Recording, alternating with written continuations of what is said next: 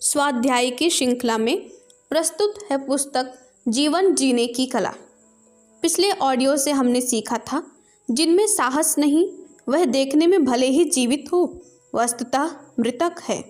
डरपोक और कायर व्यक्ति पूजा पाठ की कितनी ही विडंबनाएं करता रहे, वस्तुतः उसे नास्तिक ही कहा जाएगा। आइए यूनिट 6 का स्वाध्याय करते हैं, जिसका शीर्षक है देव, दानव या मानव कुछ भी बना जा सकता है। अतिमानव ही दानव।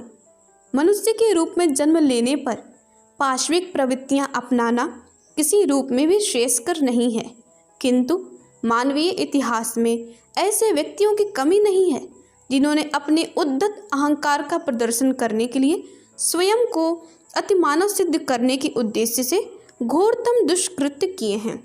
किसी दंभ के वशीभूत रावण ने न केवल सैकड़ों युद्ध लड़े, लाखों लोगों को उजाड़ा, अपितु अपने संपूर्ण कुटुंब का भी सर्वनाश करा दिया। कंस ने अपनी इसी सनक के कारण उस समय के सभी दूध पीते बच्चों का नृशंस वध कराया, तो दुर्योधन के इस अभिमान ने 18 अक्षौणी सेना को काल के मुख में ढकेल दिया। अतिमानव बनने के चक्कर में उसने अपना ही सत्यानाश किया और इतिहासवेत्ताओं के अनुसार इस युद्ध में विश्व के महानतम सेनानी, वैज्ञानिक, चिकित्सक, कलाकार मारे गए। पीछे जो भ्रष्टाचार फैला वह आज तक भी नहीं सिमट पा रहा।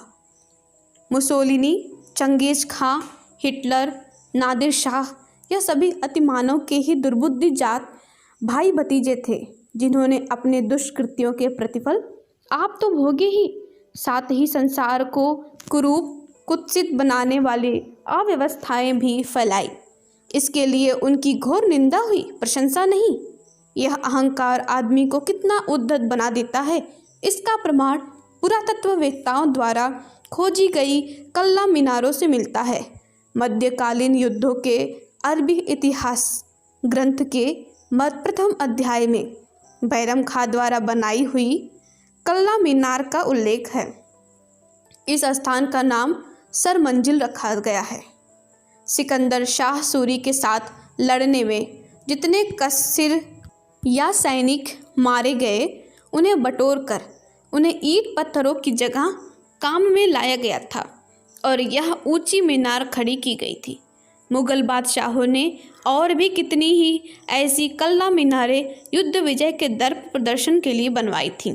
कल्ला फारसी में सिर को कहते हैं। अतिमानव नहीं, महामानव बने। अपने इस कुकर्मों के कारण से कोई भी अतिमानव तो नहीं बन पाया। हाँ, आसुरी कुटुंब की ही जनसंख्या इन्होंने बढ़ाई। अतिमानव बनने के लिए दुष्कृत्य नहीं, मानवीय संवेदना का कभी न चुकने वाला विपुल भावना प्रवाह अपेक्षित है। जर्मनी तथा अन्य यूरोपीय देश में भी सुपरमैन शब्द आता है, पर यह ऐसे उद्धत अहंकारी लोगों के लिए नहीं, अपितु उन महामानव के लिए जिन्होंने मानव जीवन के उत्थान के लिए कार्य किए। गेटे, शोपनहावर, हाइनवेगनर, बिस्मार्क आदि मानवतावादी महापुरुषों के लिए यह शब्द प्रयुक्त होता है। नीत्शे ने इस शब्द का उपयोग और भी निश्चित संदर्भ में किया। इस महान दार्शनिक ने अपनी प्रख्यात पुस्तक 10 स्पोक जरथुस्त्र तथा भले बुरे में परे, बियॉन्ड गुड एंड इविल में इस सुपरमैन शब्द का न केवल प्रयोग किया, अपितु उसकी व्याख्या इन शब्दों में की गई है। वह विश्व व्यवस्था की सूक्ष्म प्रक्रिया को समझता है, संकल्प को कार्य में परिणत कर सकता है, इष्ट कार्य का हृदय से नेतृत्व करता है, क्रोध को सदा वशवर्ती रखता है, नारी के वश में नहीं होता, दुष्टों के दलन में समर्थ होता और दुष्प्रवृत्तियों को उखाड़ फेंकता है। हमें इसी कोटि के महापुरुषों का अनुगमन करना और उनके कार्यों में सहायक होना चाहिए। स्वर्ग प्राप्ति की इच्छा हो तो ऊंचे उठे। मनुष्यता भूलोक की वस्तु है। इस धरती के श्रेष्ठ नागरिक बनकर मानवीय कर्तव्यों को पूरा करते हुए हम भूलोकवासी मानव प्राणी कहला सकने का गर्व और गौरव अनुभव कर सकते हैं। इससे ऊंचे में जाने की इच्छा हो, स्वर्ग के पाने और रहने की इच्छा हो तो हमें ऊंचा उठना होगा। कर्तव्यनिष्ठ नागरिक मात्र रहने भर से संतुष्ट ना होकर करुणा और ममता का विकास करना होगा। पुण्य और परमार्थ अपनाना होगा। अपना चरित्र उस मार्गदर्शक स्तंभ के रूप में विनिर्मित करना होगा जिसके प्रकाश में अगणित लोग सतपथ पर चलने की प्रेरणा प्राप्त कर सके। आत्मनिर्माण मानवीय कर्तव्य है, पर देव भूमिका की प्राप्ति आत्मविकास से ही संभव है।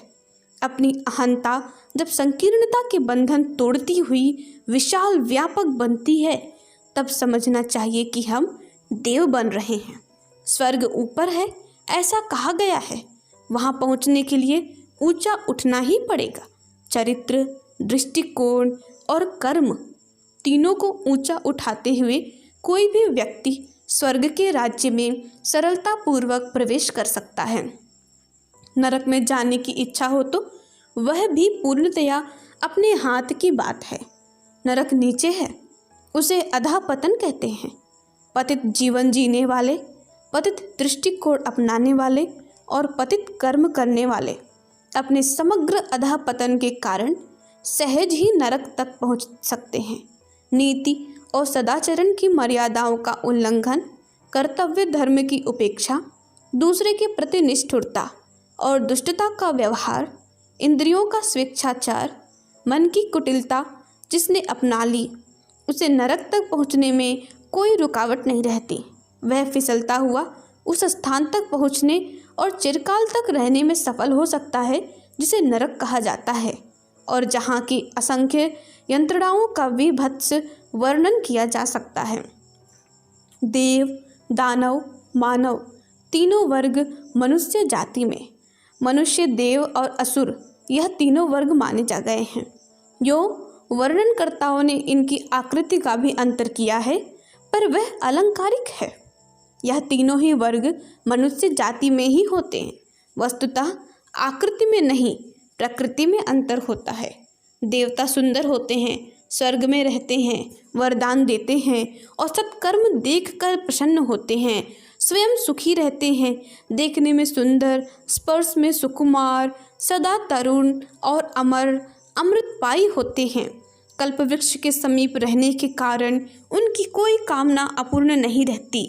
असुरों का कलंकित मुख होता है, दांत बड़े बड़े, खा जाने की लोभ लिप्सा के प्रतीक, सिर पर सींग, हर किसी को त्रास देने, कष्ट पहुंचाने, गिराने की दुष्प्रवृत्ति का परिचय देते हैं। लाल नेत्र, अहंता, ईर्ष्या और आवेश के प्रतीक। ये असुर न चैन से बैठते हैं और न बैठने देते हैं। भयावह ही उनकी आकृति होती है और भयंकर ही प्रकृति। मनुष्य इन दोनों का मध्यवर्ती है। उपकार न बन पड़े तो ना सही, पर कम से कम किसी का अपकार नहीं करता। अनुकरणीय और अभिवंदनीय बन सके तो ना सही, पर घृणित बनकर नहीं जीता। कर्तव्यनिष्ठ, सदाचार, स्वाभिमानी और संयत जीवन जीता है मनुष्य। मनुष्य भूलोक में रहता है, देवता स्वर्ग में और असुर नरक में रहते हैं। यह तीनों ही स्थितियां हम स्वेच्छापूर्वक वर्ण करते हैं और उसी स्तर के बनकर रहते हैं। मानवीय मन में अंतर्द्वंद, एक ओर ईश्वर अपनी भुजाएं पसारे गोदी में चढ़ाने का, छाती से लगाने का आह्वान करता है, दूसरी ओर लोभ और मोह के बंधन हाथों में हथकड़ी, पैरों में बेड़ी की तरह बंधे हैं। स्वार्थांधता की अहंता कमर में पड़े रस्सों की तरह जकड़े बैठी है। पीछे लौटे, जहाँ के तहाँ रुके रहे या आगे बढ़े, यह तीन प्रश्न ऐसे हैं जो अपना समाधान आज ही चाहते हैं। अनिर्णित स्थिति का असमंजस जागृत आत्माओं के लिए क्रमशः असह्य ही बनता रहता है। वृक्ष बनने की महत्वाकांक्षा पूरी करने के लिए बीज को गलने का पुरुषार्थ दिखाना ही पड़ता है। जो बीज गलने में हानि और बचने में लाभ देखते रहें, उन्हें उनकी कृपणता तुच्छता के गर्त में ही गिराए रहती है। वे प्रगति की किसी भी दिशा में रंच मात्र भी आगे नहीं बढ़ पाते। दोनों ही मार्ग हर विवेकशील के लिए आगे खुले पड़े हैं। एक प्रिय का दूसरा श्रेय है, एक स्वार्थ का दूसरा परमार्थ है, एक मूर्खता का दूसरा दूरदर्शिता है। एक पतन का, दूसरा उत्थान है। इन दोनों में से एक का चयन करने की चुनौती हर जागृत आत्मा के सामने खुली पड़ी रहती है। दोनों ओर लाभ दिखते हैं और हानि भी। मन भ्रमता भटकता रहता है। कभी एक को अपनाने की बात सोचता है, कभी दूसरे को। कभी एक को पकड़ता है, कभी दूसरे को। कभी एक को छोड़ता है, कभी दूसरे को। इस असमंजस भरी मना स्थिति को ही देवासुर संग्राम कहा गया है। इसी को अंतर्द्वंद कहते हैं। जब तक यह स्थिति बनी रहेगी तब तक कोई चैन से न बैठ सकेगा। अंतर जगत में चलने रहने वाले इस महाभारत के कारण जीतकर और हाहाकार छाया रहता है। इस स्थिति के रहते किसी को और कुछ भले ही मिल जाए, शांति एवं संतोष के दर्शन हो ही नहीं सकते। आसुरी प्रवृत्ति के प्रलोभन। दैत्य पक्ष का तर्क है कि प्रत्यक्ष तो उपभोग है, उसका लाभ और आनंद तत्काल मिलता है। अधिकांश व्यक्ति उसी मार्ग पर चल रहे हैं। सब साथी स्वजनों का परामर्श और प्रोत्साहन उसी के लिए है। फिर अपने को भी दूसरों की तरह इसी मार्ग पर क्यों नहीं चलते रहना चाहिए। इंद्रियां वासना पूर्ति के लिए लालायित रहती हैं और उपभोग के जितने अवसर मिलते हैं उतनी ही बार प्रसन्न होती हैं। आराम की, सुख साधनों की इच्छा शरीर को हर घड़ी रहती है।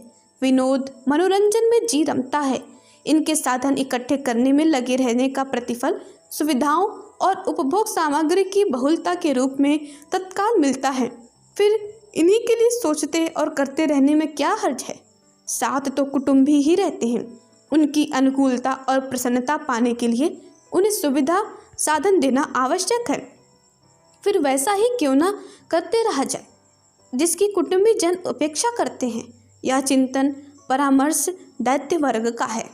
इसमें तात्कालिक लाभ को ही सब कुछ बताया गया। इसमें कहा जाता है कि प्रत्यक्ष की उपेक्षा करके परोक्ष की अपेक्षा क्यों की जाए। इन तर्कों से प्रभावित जीवात्मा को लोभ और मोहग्रस्त जीवन जीना पड़ता है। वासना और तृष्णा ही उसकी गतिविधियों पर छाई रहती है। अहंता की पूर्ति इसी में लगती है। लोगों का परामर्श एवं सहयोग इसी के लिए मिलता है। समीपवर्ती वातावरण का प्रभाव भी मनोभूमि पर इसी रूप में आच्छादित रहता है। दिव्यता का परामर्श। अंतरात्मा में अवस्थित देव पक्ष कहता है, सृष्टा ने मनुष्य जीवन की धरोहर किसी विशेष उद्देश्य के लिए प्रदान की है। देव पक्ष का तर्क है कि तात्कालिक लोभ के आकर्षण में यहाँ माया का छलावा ही फैला हुआ है। लिप्सा बिजली की चमक की तरह ही चकाचौंध उत्पन्न करती और क्षण भर में गायब हो जाती है। जीवा का चटोरपन, श्लील कामुकता की चमक कुछ मिनट ही रहती है। इसके उपरांत पेट खराब होने और शरीर खोखला होने का संकट ही चिरअस्थायी रूप से गले बध जाता है। विलासी श्रृंगारिकता का उद्देश्य दूसरों को आकर्षित करना और अपना बड़प्पन जताना होता है, किंतु वास्तविक परिणाम इससे ठीक उल्टा होता है। चिचोरापन, मनचलापन इसमें टपकता है और अप्रामाणिकता की गंध इस सारे विन्यास से आती है। ऐसे लोग किसी की आंख भले ही लुभा ले, विश्वास किसी का भी नहीं पा सकते। संबंधियों को अनावश्यक सुविधा साधन देते रहने से उनका स्वभाव, व्यक्तित्व और भविष्य बिगड़ता है। उनकी बड़ी बड़ी इच्छाएं पूरी होने में जब कमी पड़ती है तो तुरंत आंखें बदल जाती हैं। संचय का धन दूसरे विलसते हैं और अपने को उसके लिए कोल्हू में बैल जैसी मेहनत, प्राण सुखाने वाली चिंता और अनंत काल तक सहने वाली प्रताड़ना के अतिरिक्त और कुछ पल्ले नहीं पड़ता।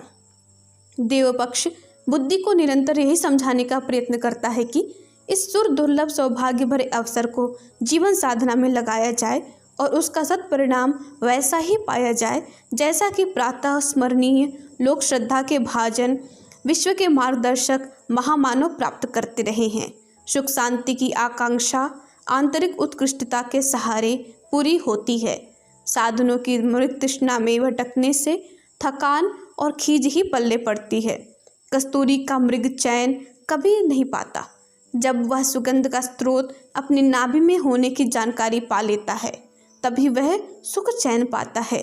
सच्ची समृद्धि उत्कृष्ट मना स्थिति है, उसी के आधार पर अनुकूल परिस्थितियां बनती हैं। यह जान लेने पर साधनों की लालसा और उपयोग की लिप्सा का समाधान होता है, अन्यथा वह आग में घी डालने रहने की तरह घटती नहीं बढ़ती ही जाती है। क्या किया जाए? अच्छा हो ईश्वर को अपने अंतःकरण के आंगन में क्रीड़ा करने का अवसर दे, देवत्व का समर्थन करे, ऐसा विवेकपूर्ण निर्णय करे जिनके आधार पर देव मानवों जैसा जीवन नीति निर्धारित की जा सके। यह निर्धारण ही पर्याप्त नहीं, इसे कार्यान्वित करने के लिए सत्संकल्प और उत्साह भी चाहिए। इसी उमंग भरे उभार को व्यक्तिगत जीवन में ईश्वर का अवतरण कहा जा सकता है। औसत भारतीय स्तर का सादा निर्वाह परिवार को सुसंस्कारी और स्वावलंबी बना देने का उत्तरदायित्व यदि पर्याप्त माना जाए तो लोभ और मोह की फांसी से मुक्ति मिल सकती है। जो संचय मौजूद है उसी से जीवन की शेष अवधि का निर्वाह भली प्रकार हो सकता है। घर के समर्थ लोगों को पारिवारिक उत्तरदायित्व हस्तांतरित करने में बहुत अधिक कठिनाई नहीं होती।